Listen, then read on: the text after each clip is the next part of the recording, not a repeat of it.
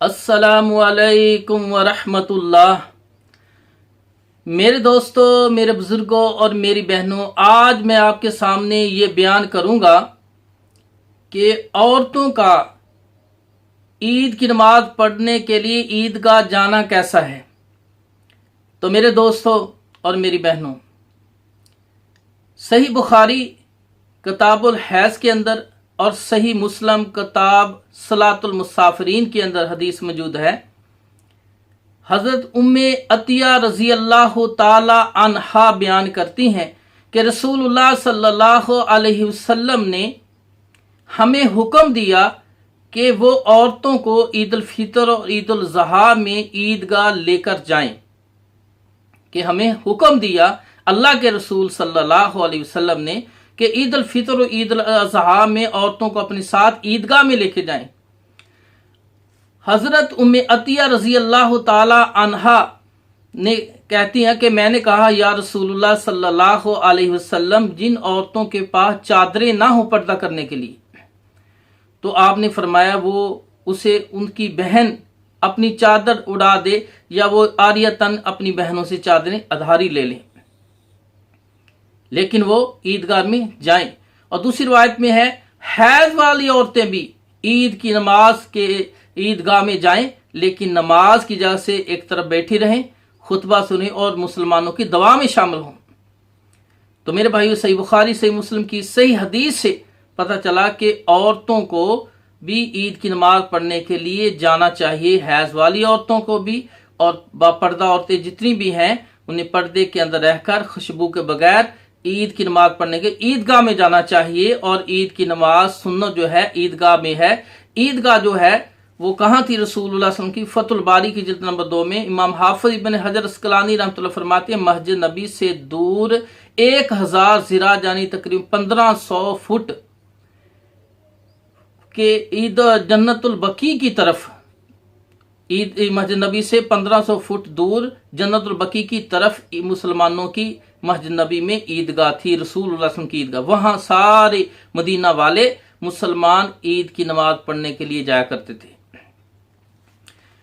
تو میرے بھائیو،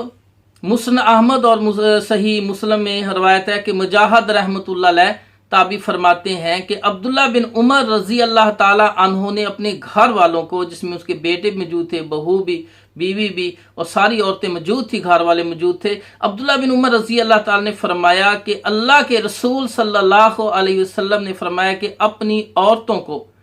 نماز پڑھنے کے لیے، عید کی نماز یا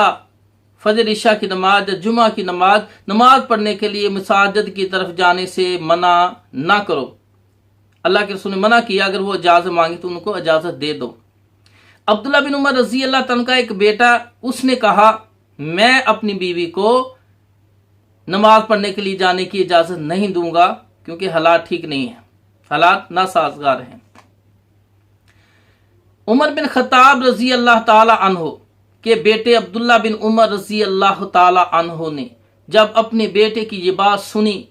اور فرمایا میں رسول اللہ صلی اللہ علیہ وسلم کی بات بیان کروں، حدیث فرمان سنا رہا ہوں، تم اس کے مقابلے میں کہتے ہو میں اپنی بیوی کو جانے کی اجازت نہیں دوں گا، تو عبداللہ بن عمر رضی اللہ تعالی عنہ غصے سے اسے ڈانٹا، اور مجاہد تابعی رحمۃ اللہ فرماتے ہیں عبداللہ بن عمر نے پھر وفات تک اپنے بیٹے سے کلام نہیں کیا، اس سے بات نہیں کی۔ کیوں؟ کہ اللہ پاک فرماتے ہیں لَقَدْ كَانَ لَكُمْ فِي رَسُولِ اللَّهِ أُسْوَةٌ حَسَنَةٌ، کہ رسول اللہ صلی اللہ علیہ وسلم کی زندگی تمہارے لیے بہترین نمونہ ہے۔ اور اللہ پاک فرماتے ہیں فَلْيَحْذَرِ الَّذِينَ يُخَالِفُونَ عَنْ أَمْرِهِ أَن تُصِيبَهُمْ فِتْنَةٌ أَوْ يُصِيبَهُمْ عَذَابٌ أَلِيمٌ۔ جب اللہ اس کا رسول فیصلہ کرتے پھر جو رسول کی مخالفت کرے گا تو اس سے کسی بڑی سخت آزمائش میں مبتلا ہونے سے یا آخرت میں دردناک عذاب سے ڈر جانا چاہیے۔ تو میرے بھائیوں، نبی کی سنت حدیث موجود ہے، نبی کا فرمان موجود ہے کہ عورتوں کو عید الاضحیٰ عید الفطر میں عیدگاہ میں لے کے جاؤ، اور حیض والی بھی جائیں، اور جن کے پاس چادریں نہیں ہیں وہ بھی کسی سے ادھاری چادر لے کر جائے، اتنی تاکید فرمائی ہے، اور مسلمان کی دعاؤں میں شامل ہو۔ تو میرے بھائیوں، عورتوں کے جانے کی وجہ سے جمعہ کی نماز کے لیے، عید کی نماز کے لیے ایک تو مسائل کا دین کا پتہ چلے گا، اور پھر مسلمانوں کی دعا میں شامل ہو سکتا ہماری مغفرت ہو جائے۔ اس کی بہت فضیلت ہے آنے جانے کی، لیکن خوشبو کے بغیر اور با پردہ ہو کے جانا ہے، محرم کے ساتھ جانا ہے۔ تو میرے بھائیو، مصنف ابن ابی شیبہ کے اندر ہے، عبداللہ بن عمر رضی اللہ تعالی عنہ نے اپنے گھر والوں کو جو طاقت رکھتے ہیں، طاقت سے مراد کیا ہے؟ جیسے اس کی ایک بہو، اس کا بیٹے نے اپنی بہو بیوی کو روک لیا، سوائے اس کے یعنی جن کے باقیوں کے پاس طاقت تھی، جو طاقت رکھتے ان کو عیدگاہ میں ساتھ لے کر جاتے تھے۔ مصنف ابن ابی شیبہ میں صحیح سند روایت ہے۔ تو اسی طرح صحیح بخاری میں اور سنن کبریٰ بہقی کے اندر روایت ہے کہ انس بن مالک رضی اللہ تعالیٰ عنہ نبی پاک صلی اللہ علیہ وسلم کی وفات کے بعد کافی بوڑھے ہو گئے، انہیں زمین کا حصہ بھی ملا، پھر وہاں اس کے قریب انہیں رہائش کر لی۔ تو انس بن مالک رضی اللہ تعالیٰ کے بارے میں آتا ہے کہ جب کبھی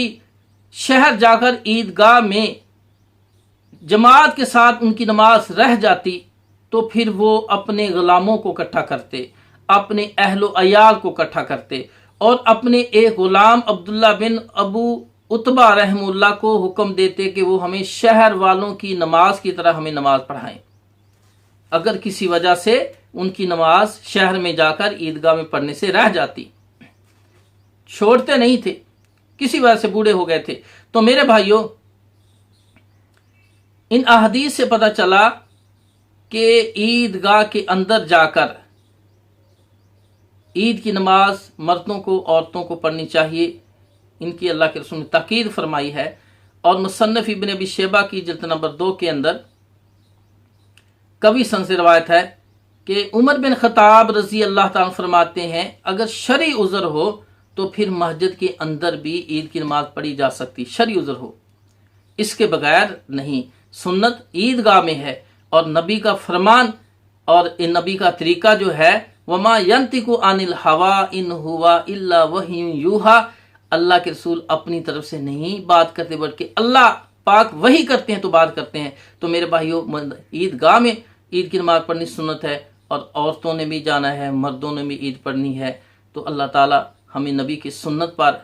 دین اسلام پر عمل کرنے کی توفیق عطا فرمائے۔ جو میرے چینل پر نئے ہیں تو اسے چاہیے کہ میرے چینل کو سبسکرائب کریں، اور ان باتوں کو دوسروں تک بھی پہنچانے کی کوشش کریں تاکہ وہ میرے لیے اور آپ کے لیے صدقہ جاریہ بن جائے۔ وآخر دعوانا ان الحمد للہ رب العالمین۔